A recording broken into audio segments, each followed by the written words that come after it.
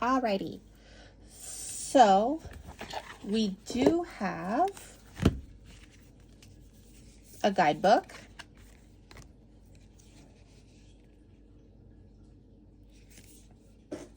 And this one is not fully illustrated, but it does have some information in there. So this deck is a little different because, pick this up. So this is what's on the front, and then it says the magical properties, protection, breaking, and purification. And then there's some more information on the back. It also does look like there's a little recipe for some room spray. Let's see. Just going through some separate ones. Then we have Dandelion, again, the magical properties. And then on the back, there's a spell. Ooh, and I'm trying to see if this one will focus. Let's see. And then Lilac. We'll see what Lilac has. So again, magical properties at the bottom, and then another different type of room spray. Alrighty, so we will go ahead and get a message. I'm gonna shuffle them first. The cards are a little stiff, so you might have to handle them a little bit. I'm gonna do a couple of shuffles just because they are a little on the stiffer side.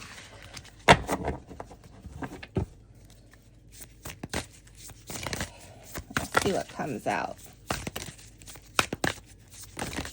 All right.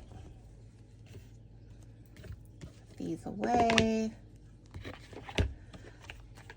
All right, so we got a few. We've got Lady's Mantle.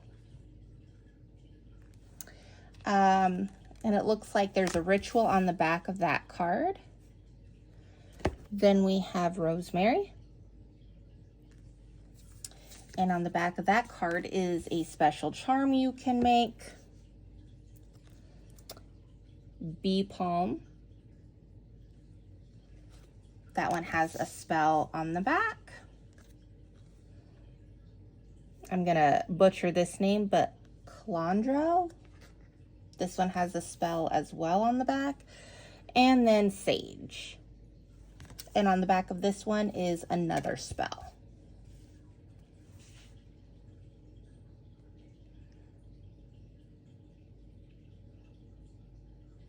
So right away, one of the things that these cards all seem to have in common is a need for healing, focus, and cleansing and protection.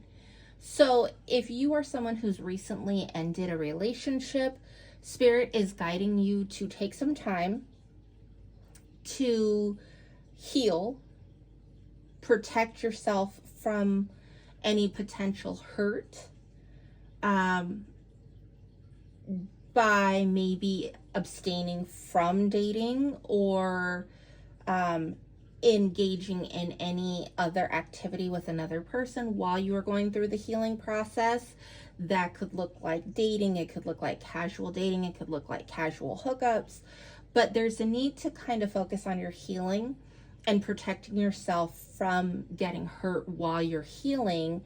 And then after a period of healing, being able to really focus and kind of get some clarity on maybe what you learned from that past relationship, what your contribution was, what this other person's contribution was, where things went downhill, anything that you can take away and learn from this relationship so as not to bring it into another relationship. Oftentimes, one of the biggest things that I see is someone who's been in a relationship, they break up, whether it's because of infidelity or a difference of not being on the same page, lack of communication, and then they immediately hop into another relationship and they carry the baggage of that previous relationship into the next one. And so when you do that, you're changing the environment, but it's the same issue. If you can't take the time to really dissect that other relationship and be brutally honest with yourself. And this is something that I have done where, you do look at the relationship and you have to kind of pinpoint, whether it's a separation, a divorce, a breakup, breaking up with a friend, a family member, not communicating, whatever it is, there is a period of time in which you can reflect, but that has to be done after healing. Oftentimes when we're in the process of healing, we're also grieving. And so it's very easy to kind of shift the blame onto ourselves completely, which is not fair, or completely blame the other person, again, which is not fair. And I often get asked, like, well, I didn't do anything. The person cheated on me. How is that my fault? It's not. So don't take that responsibility on. However, there can be and often are red flags that we notice after the rose-tinted glasses have been removed, right? Like we meet someone and they're so dreamy and we think that they're everything. And as we start to get to know them and those rose-tinted glasses start to kind of fall, we start to notice that maybe they aren't so perfect. Maybe this person is super addicted to their phone. Maybe this person is a workaholic. Maybe this person never has time for me. Maybe this person only wants to be in a relationship when it's convenient for them. Maybe your issue is like, I'm super clingy. Maybe one of the reasons they always want space from me is because I constantly need their attention. I constantly need their validation. They can't disagree with me. If they disagree with me, I feel they don't love me. These are all things that if you're being very honest with yourself, you can kind of see while you're not responsible for someone else's actions, you can take ownership of what you brought into the relationship so that you can hopefully heal that so that when you go into another relationship, it will be much healthier and you won't be bringing that into the next relationship. Alrighty, so I'm going to go ahead and leave it there for that deck. And we will go ahead and I honestly can't remember exactly which this second deck was. So we're going to kind of find out together. Chubby Witch's Night In. Ah, yes. Love this. I just thought it was great that they made a deck called Chubby Witches. Let's see if I got the plastic enough. I did. Woohoo. Love this. And if I am correct, I think this is also from the same person who did Cozy Weather Oracle. I think that's her. She did 2 decks. Both of them, one of them I think is an Oracle deck and the other one is another tarot deck.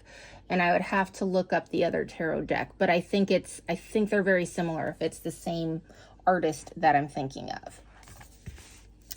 So this one does come with a guidebook.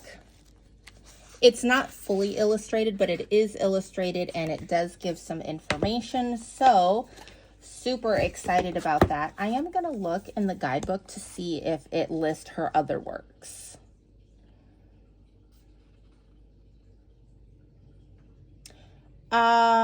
Okay, so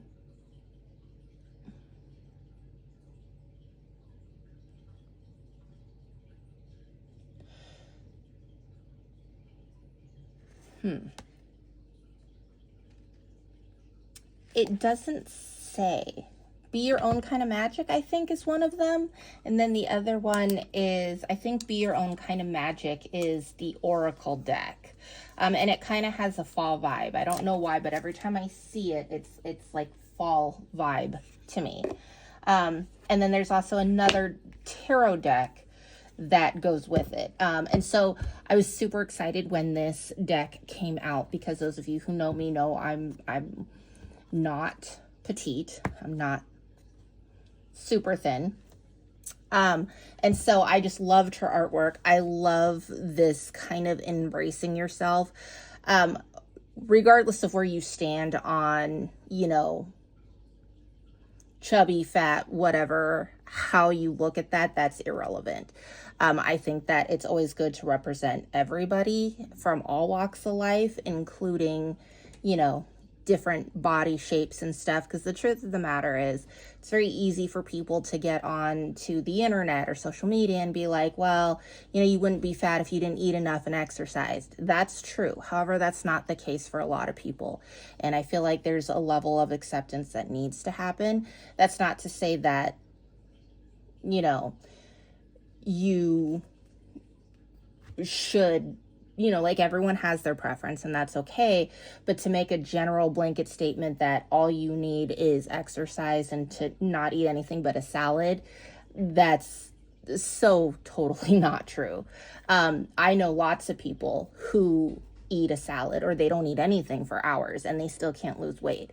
So, you know, maybe a little less focus on what someone looks like and a little more focus on the person's character and who they are. I think the world would be in a much better place if everyone wasn't so judgmental and felt the need to share every opinion that popped into their head, but that's just me. So here's the first deck of cards, or the first card. Super cute. I love that there's lots of purple. There.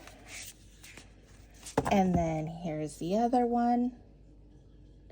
And I really like that this artist does a lot of different mixture as far as, you know, representing all kinds of people. It's not just, you know, one or two types. So we're going to go ahead and get the message.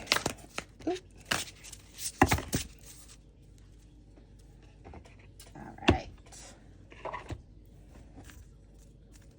First card is this one. Look how cute the kitty is. Oh my gosh, so cute. Your nightstand is magical and so are you, witch. And there's this one. You're never too old for a nightlight.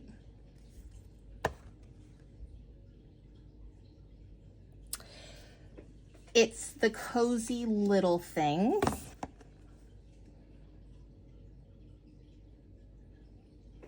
It's time to get the journal out, babe.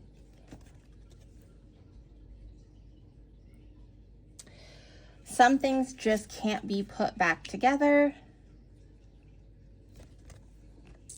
And look at that, our very first card.